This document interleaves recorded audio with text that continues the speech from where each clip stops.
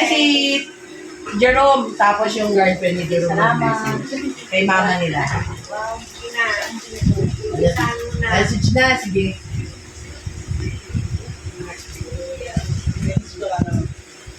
Thank you mga sa mga pagdalaga sa amin sa mga bata.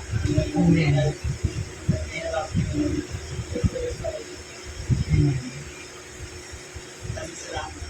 Ay, Si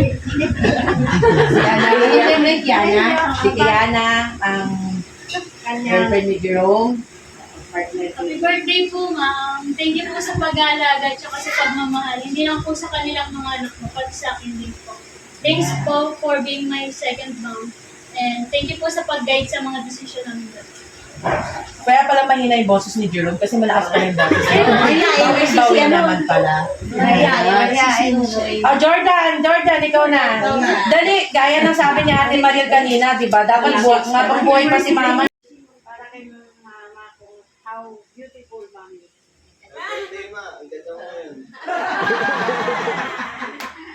Ay, sana mababa yung buhay mo, siyempre.